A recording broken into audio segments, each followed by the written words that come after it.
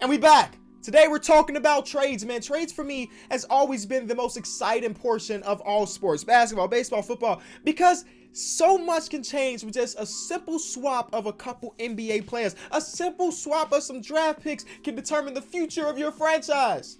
And so far in this season, we've had one total trade. One, and that was Jordan Clarkson for Dante Exum. Okay, trade, but like I want to see some big time bucks. I want to see big players moved here and there. But honestly, it's probably not going to happen because like 25 teams right now are still trying to compete for the playoffs. And usually at this point in the NBA season, we know which players are buyers and sellers. But this year, we don't really know that. We know the Detroit Pistons are selling. But other than that, everybody else is like, you know what? We're going to try to compete for the playoffs, which is cool if you want to see competitive basketball. But some of us literally just want to see trades. So the NBA trade deadline is about a month away, and there was an article posted on Bleacher Report basically giving every team shopping list. So who should the Bulls be calling up trying to make a trade for? We're just gonna react to it, see what we agree on, disagree on.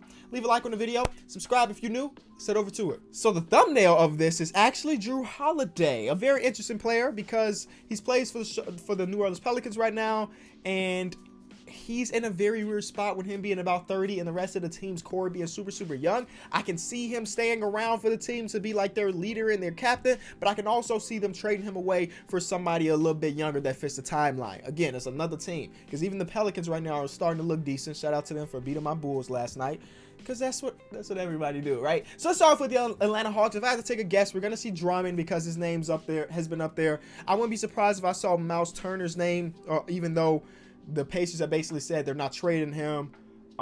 Just centers. They need rim protection and they need rebounding. And it is Drummond. Ooh, I don't see Miles Turner. Shout out to that.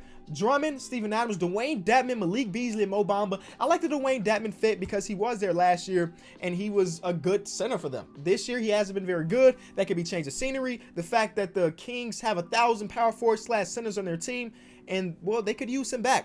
Steven Adams is a very interesting one too, but OKC is, again, winning games and stuff. So do they really want to trade their best center on their roster? I don't think so. I guess the best thing for them is for the Drummond trade, but you know my opinions on that if you've been watching the videos and listening to the podcast. Mo Bamba is an interesting one because he has not been good in his NBA career so far. So you could probably get him for relatively cheap. He fits the timeline, but the question is, could you develop him to the point where he's good? And Malik Beasley is just because he's a young player that can score the ball. I understand all of those. The Boston Celtics. Drummond's name is going to pop up on a lot of teams because he is like the only star, I'll put that in very quotation marks, that has been rumored and almost confirmed that he will be traded. So Drummond, Derek Favors, Tristan Thompson, Jay Crowder back, Clint Robinson III. Understand the top three because the Celtics center position is kind of iffy, you know what I'm saying? Like, if they're going against Joel Embiid in the series, I would expect Joel Embiid to have a great series against their bigs, and Derek Favors can help that. Can Tristan really help that? He's kind of small, but they just need more centers in their rotation, or better centers. I like Daniel Tice. I know Enes Kanter is an offensive dog, but like on the defense side of the ball, they could use a little bit of help. Jay Crowder was so good for them when he was in Boston, and Glenn Robinson. What's the reason behind Clint Robinson? DN3 guy. Makes sense. Brooklyn Nets. Okay, so what could I don't know. Let's see what the Brooklyn Nets got. Aaron Gordon. That has been rumored since the beginning of the season. Change of scenery for Aaron Gordon, and then it's a guy that you could pair alongside Kyrie and Kevin Durant when they're both healthy, and he would succeed. JJ Redick for a shooting, Robert Covington for the DN3, Wayne Ellington and Reggie Bullock. Sure, I don't think that the Nets are a team that's going to make a trade, or definitely not a significant one like this probably this season, because of all the injuries and stuff, but I can understand the reasoning behind these. Charlotte, Miles Turner. Again, Shams came out in his article with The Athletic basically saying that do not expect the Pacers to shop or to shop/trade Sabonis or Miles Turner. So I don't see this as realistic unless they throw out a crazy trade to the Pacers, but the Pacers have been playing so well, it doesn't make sense for them to trade their starting center, especially since him and Sabonis are starting to gel a little bit more. The Wiggins one is definitely interesting. So the way they would end up getting Wiggins is the Timberwolves like, okay, we need to hit a reset. You could get expiring contracts because the Hornets have like 3 or 4 big expiring contracts like Bismack Biyombo, Marvin Williams. Like, you could get those guys and maybe get one of their young wing players and for exchange for Wiggins. But then again, will the Timberwolves want to blow things up right now? I doubt it. Bogdanovich makes sense because he's a restricted free agent. He fits the timeline of like Devontae Graham and them. Robert Covington could fit on almost every single team again. And then Mo Bamba is a similar thing with them because they could just use a good center. Not that Mo Bamba's that, but maybe he will be there eventually. I'm surprised Drummond's not on this list because they have tried to trade for Drummond for the past 2 seasons and haven't been successful. So they like Drummond a lot. So I'm surprised he's not on their target list. Next team, Chicago Bulls. Robert Covington. Robert Covington. Somebody count how many times Robert Covington's name/face comes into here. This is basically them saying that they believe that the Timberwolves will be selling if Robert Covington, and we just saw Wiggins and all of their players are in trade talks. Marcus Morris, Davis Bertans. I don't want to talk about the Bulls. They suck. Cavaliers. Draft picks. You love it. Of course. That's what the Cavs want. You don't need to bring in players that's going to help you right now. Get your draft picks up, draft well, and boom, the Cavs can be somewhat relevant in a few years if you just draft well. Tyler Johnson. It's a very weird person to be on your target list, especially since they already have like so many young small guards. Malik Beasley. Okay. Frank Ntilikina for the defense because Colin Sexton and Darius Garland are going to struggle to guard big-time bigs or big-time guards. And Chris Dunn, I wouldn't be surprised if the Bulls were end up selling, at the trade deadline, but who knows. Dallas Mavericks, Bogdanovich. Let's just get all the foreign-born players in Dallas and let them put their international team together. Aaron Gordon, Evan Fournier, Robert Covington makes his 1,000th appearance in today's video, and Jay Crowder. But that just shows you how valuable a guy like Jay Crowder and Robert Covington is because they can fit literally anywhere. They play good defense and they hit their threes. That's really all it is. But I doubt that the Mavericks are going to try to make a trade just because, again, they have one of the best offenses of all time. So why change anything at this point? Next team, Denver Nuggets, Drew Holiday. So what a Drew Holiday trade would look like for them would be like Gary Harris, Malik Beasley, and another piece for Drew Holiday. And honestly, I don't think that's a terrible trade for the Pelicans because Gary Harris and Malik Beasley fit the timeline more. They fit with Lonzo Ball and Brandon Ingram and Zion. Robert Covington for them, okay. Iggy is another good one, but the only way they can trade for Iggy is if they give up Mason Plumlee, and I don't know if they want to do that. Not that Mason Plumlee should be untouchable, but he's their only like backup center on the roster. Do you want to trade that backup center for some more wing depth? And JJ Redick, another guy that comes off screens and hit threes. See, I like what this guy says. Talking about Drew Holiday is similar to Gary Harris in some ways. He's just better and more impactful. It's a fact. I like Gary Harris because he plays great defense, but Drew Holiday is a better defender and his offense is a little bit more polished than Gary Harris. Detroit Pistons, draft picks. I hope it says draft picks. Yes, there it is, draft picks. Yes, go get draft picks. Go get players that are still young, that are on the trade market, like a Kyle Kuzma. Dennis Smith Jr. is on the trade market, apparently. Malik Beasley, just go get young players, get draft picks, hit the hard reset. Let Sekou be the king of Detroit. You know what I'm saying? Next, the Warriors, they also said draft picks. It's a bit weird for them, especially since Steph Curry, Klay Thompson, all these guys will be back next season. So I definitely don't see the Warriors as a team that's trying to just get a lot of draft picks. I would more think they're going to try to trade this guy eventually. Maybe not this deadline, but in the offseason to get somebody that fits more like a big. Aaron Gordon, Robert Covington, Markieff Morris, Frank Ntilikina, I guess. Rockets. I knew Iggy was going to be here. In order to make this trade happen, I'm pretty sure you have to trade Clint Capella, though. Just because you can't trade Eric Gordon because he just signed an extension. So you would have to trade something pretty big to get Iggy, which I don't think they'll do. The only other workaround is like they do a 3-team trade and somehow make the money work. But straight up, the only way to get Iggy for them is to trade Clint Capella at this point. Don't think that's gonna happen. Davis Bertans in that system would be ridiculous because he stretched the floor about basically to the half-court line. But I don't see the Houston Rockets as a team that's gonna make deals. I know Daryl Morey's a madman and he always finds a way to pick up some players, but I think it'll be a lot more tougher for him to do that this year than any other year. Next team, Indiana Pacers. Drew Holiday. Just get all three of them. Just get all three Holiday brothers. That's not too far-fetched, but again, the Pacers are playing so well. Victor Oladipo said he's coming back in a few weeks. It don't make sense to make a trade at this point. Gallinari would make sense, but that would be like a swap between one of their bigs, like Miles Turner being traded. I don't see any of these really happening. So yeah, another option would be finally breaking up Turner and Sabonis front court and search for a better balance, having Gallinari or Kuzma. Gallinari or Gallinari makes way more sense than Kuzma, especially money-wise. Clippers. Who could the Clippers be looking for? Okay, let's just add Jrue Holiday to everybody. But yo, imagine the defensive team of Jrue Holiday, Paul George, Kawhi Leonard, and Patrick Beverly. Like, those 4 players could play at the same time. Who is scoring on that team? I don't know. Either of the Morris brothers, DJ Augustine, Willie Cauley-Stein for his rim rolling ability. Sure. The Lakers, Markieff Morris. I like the idea of having Markieff Morris. Another one of those dudes that can obviously hoop very, very well. He's not on a big contract. It's a possibility for that trade to happen. Jay Crowder will be dope. Iggy will be dope. But again, you have to make the money match. You can't trade Kentavious Caldwell-Pope because for some reason that man got a no trade clause. A no trade clause. Which means that if they tell him, KCP, we traded you to the Pelicans, he could be like, no, you're not. You're not trading me nowhere. I'm an LA lifer. But I do think the Lakers will make a trade, whether it be with Kyle Kuzma or some other guy. Memphis Grizzlies, draft picks, Kyle Kuzma. See, Kyle Kuzma makes sense for the Memphis Grizzlies, but it'd be like for Jay Crowder. That makes sense, I guess. That's only if the Grizzlies are like, okay, let's take our foot off the gas. Let's get a little bit younger like they want to do with Jaren Jackson and Morant. And I think that you can play Jaren Jackson and Kuzma together. Not going to be a lot of rebound on that team, but like they fit offensively. Next team, the Miami Heat.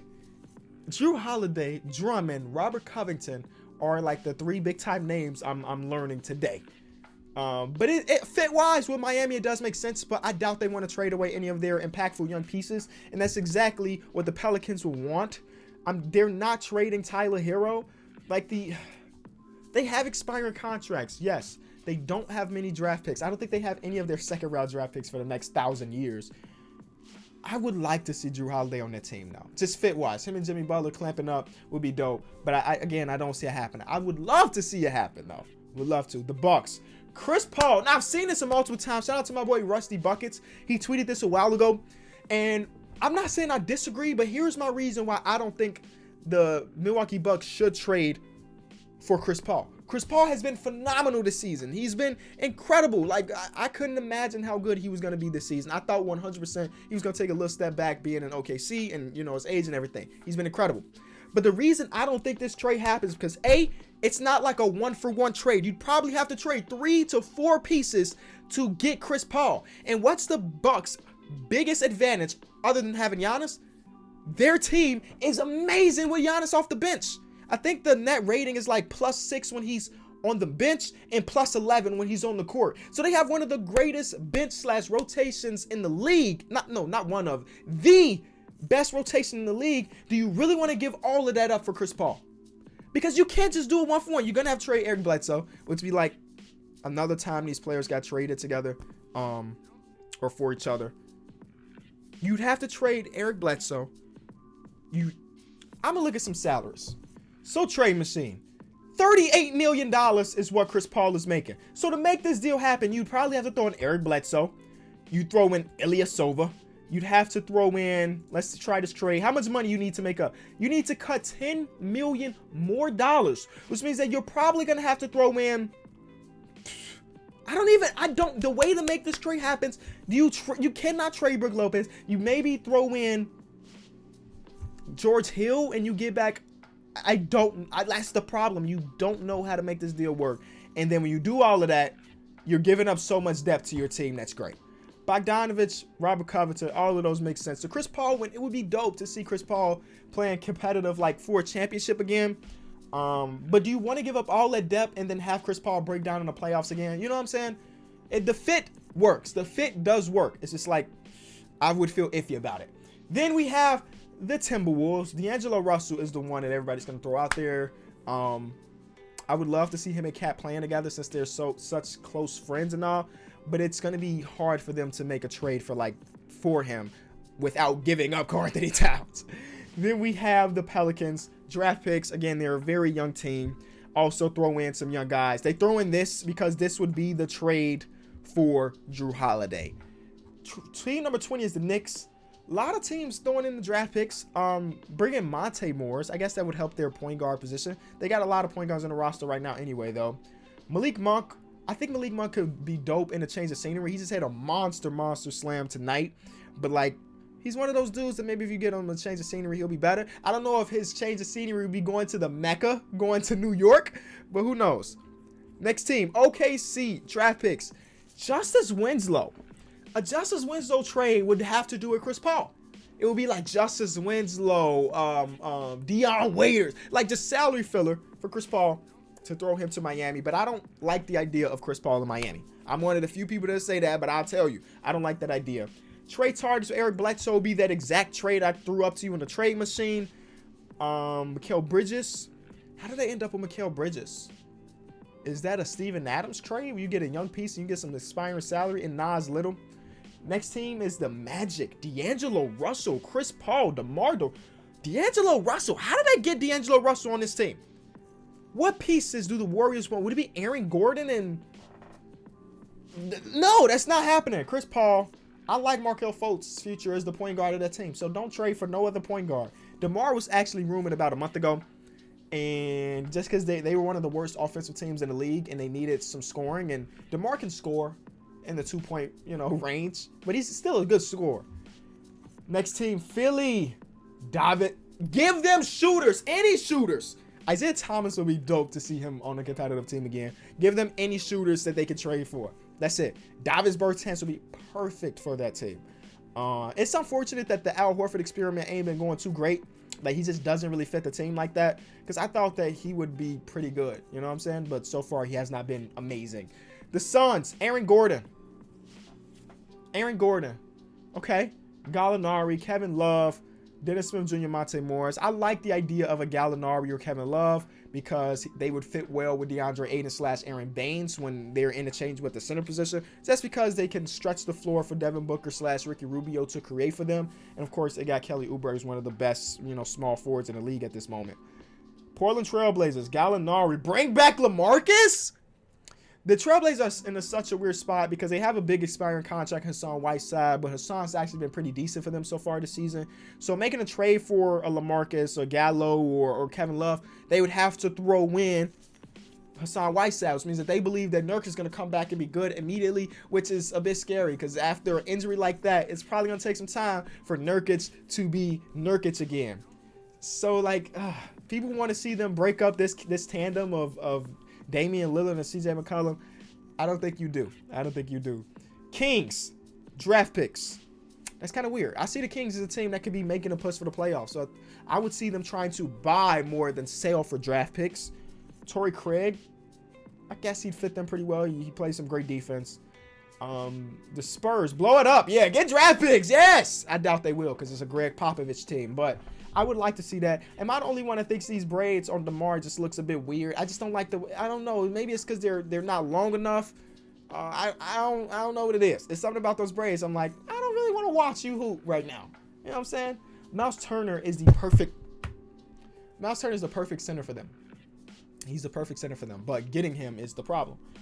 Toronto Raptors, Drummond name did come up in rumors because he fits the timeline. He's 26, I'm pretty sure. Freddie's 25. Siakam is 25. He can grow with them and on a team that's used to winning basketball. Also, Kyle Lowry set this man up for some success. The way they make this trade happen, you throw in a pick, you throw in Marc Gasol, then you probably got a deal. Just because that's how much the Detroit Pistons are trying to sell this man. You throw a pick out there, you probably get him. Tristan Thompson, Marcus Morris Sr., Jay Crowder, and draft picks.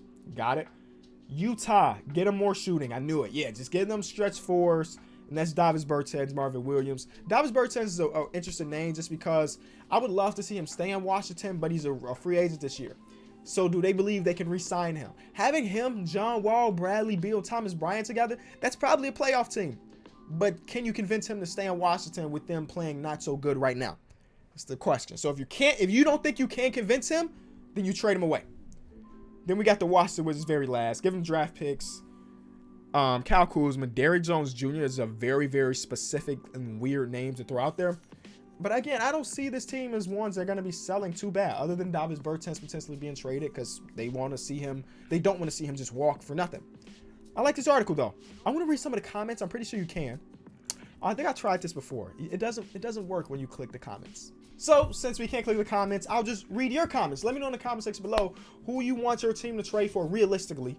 Don't be saying like you want to trade for Anthony Davis, because that's not happening. All right, it's been Kenny. I'll be back tomorrow. Peace.